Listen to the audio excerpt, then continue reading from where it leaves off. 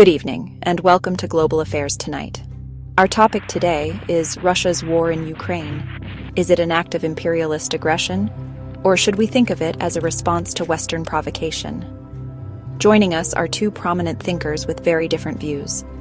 First, we have Meryl Gottfried, political commentator and author of The Return of Russian Imperialism. Meryl believes that Vladimir Putin is attempting to reconstitute the Soviet Empire. And on the other side, we have Fiona Helgeson, a scholar of international relations and a prominent voice in the realist school. She argues that NATO expansion and Western policies helped provoke this war. Fiona, let's begin with you. In your view, what caused this war? Thank you, Susan. If we want to understand this war, we need to look beyond personal narratives about Putin and focus on the structural forces at play. The root cause is NATO's expansion eastward, which Russia has repeatedly warned would cross a red line. Since the end of the Cold War, the United States and its allies have pushed NATO closer and closer to Russia's borders, despite verbal assurances in the 1990s that this wouldn't happen.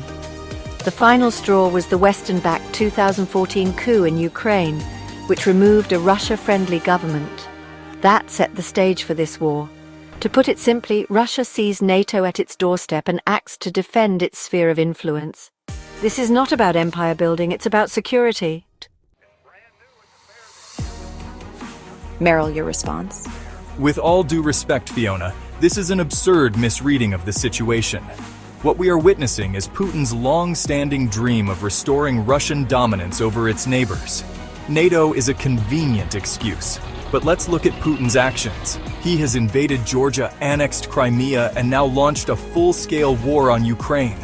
He has openly declared that Ukrainians and Russians are one people and lamented the collapse of the Soviet Union as the greatest geopolitical catastrophe of the 20th century. What does that tell us? Quite simply that he is not reacting to NATO, but rather pursuing a vision of Russian expansion, an empire in everything but name. Meryl, I think you're misrepresenting history. When NATO expanded to include Poland, Hungary, and the Baltic states, Russia protested, but it didn't go to war. The tipping point wasn't NATO in general, it was Ukraine specifically. Bill Burns, the US ambassador to Russia at the time, made that clear back in 2008, when the Bush administration provocatively promised Ukraine's membership in NATO, calling it the brightest of red lines and a prelude to war. Ukraine is different because it has deep historical, cultural, and strategic ties to Russia. The idea that this is just about Putin's personal ambitions ignores how any great power would react if a rival alliance encroached on its border. Imagine if China set up a military alliance with Mexico. How would Washington respond? If you can't guess, I'll tell you, much the same way. That's a false equivalency, and frankly, it's apologetics for a brutal invasion. NATO is a defensive alliance. No NATO country was threatening Russia. Meanwhile, Russia has repeatedly violated international law, starting wars and annexing territory. This is not the behavior of a country that merely wants security. It's the behavior of an imperialist power that believes it has the right to dictate terms to its neighbors. Meryl, you seem to know, or presume to know, a lot about what other people believe. Listen to what they say. If any nation has shown expansive instincts, it's the US. Maybe rather than imagining other leaders' private thoughts, you should focus on speculating about your own country's hidden beliefs. Putin is a politician. He says many things for different audiences. But if we want to understand his actions, we must look at the strategic logic. When he talks about one people, he is appealing to Russian nationalism, but that doesn't mean he's trying to rebuild the Soviet Union. If Putin were truly an expansionist, why hasn't he tried to retake the Baltics, which were once part of the USSR? Why hasn't he moved on Kazakhstan? The answer is clear. This war is about security threats, not imperial ambition. That's selective reasoning. He doesn't invade those countries for the simple reason that they're already in Russia's orbit or have little strategic value. Ukraine, on the other hand, was slipping away. The invasion is about punishing Ukraine for choosing the West. And let's be honest, you say Putin is merely reacting, but his actions tell a different story. He didn't just occupy Donbas, he launched a full-scale invasion of Kiev. He's engaged in war crimes, targeting civilians. These are not the actions of a cautious leader merely seeking security. This is raw, aggressive imperialism.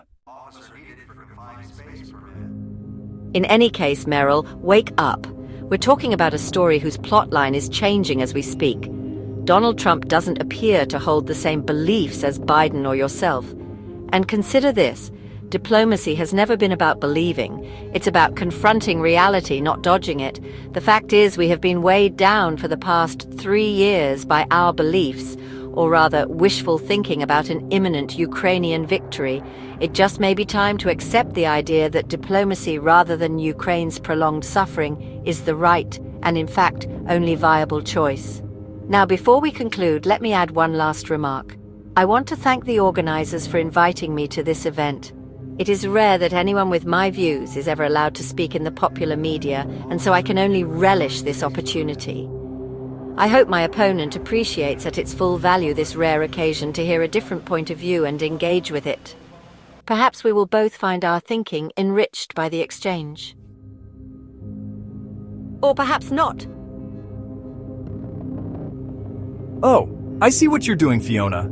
You're playing the victim, suggesting that your views are somehow silenced. But let's be honest, you are repeating arguments that align with Russian propaganda, arguments that get plenty of play in alternative media, think tanks, and even political circles.